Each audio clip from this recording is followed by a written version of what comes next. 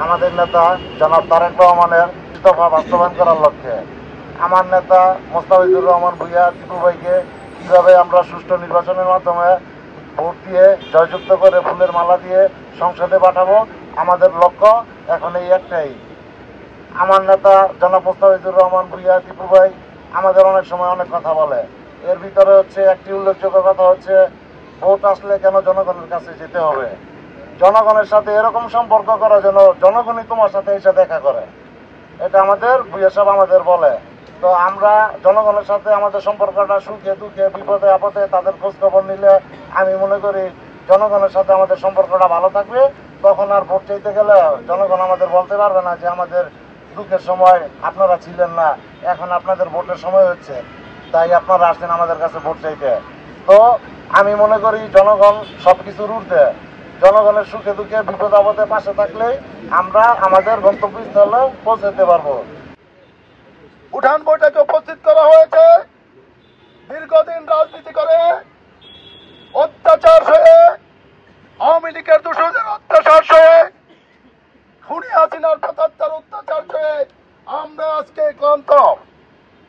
তাই রূপগঞ্জবাসীকে যাতে শান্তিতে বসবাস করতে দেওয়া যায় এমন একজন নেতা আমরা বেছে নিয়েছি, যিনি হলেন মায়াবী চেহারা, গুণে গুণান্বিত, 22 পরিবারের এক পরিবার, তারই সন্তান মোস্তাফিজুর রহমান ভূঁইয়া দীপু।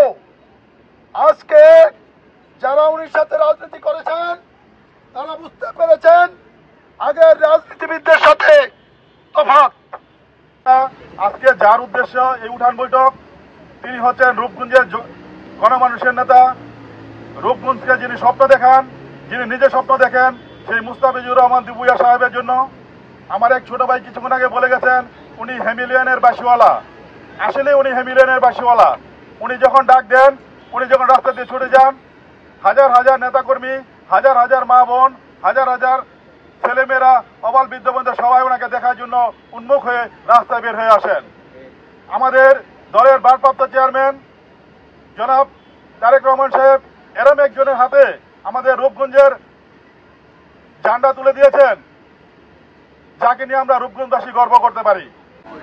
আগামী সংসদ নির্বাচনে বাংলাদেশ জাতীয়তাবাদী দলের সংসদ সদস্য পদপ্রার্থী হয়েছেন আমাদের নেতা তারেক রহমান। ওনাকে মনোনীত করেছেন মোস্তাফিজুর রহমান দীপু ভূঁইয়াকে। আপনারা দীপু ভূঁইয়ার নাম শুনেছেন, ওনার পিতার নাম শুনেছেন।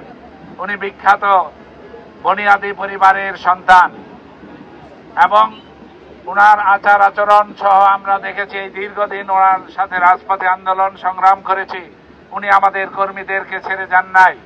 উনি আইনের শাসন প্রতিষ্ঠার জন্য সংগ্রাম করেছেন, আপনাদের ভোটের অধিকার প্রতিষ্ঠার জন্য সংগ্রাম করেছেন, নিরীহ নির্যাতিত মানুষের পাশে থাকার জন্য আন্দোলন সংগ্রাম করেছেন। আগামীতেও আপনাদের সাথে উনি থাকবেন।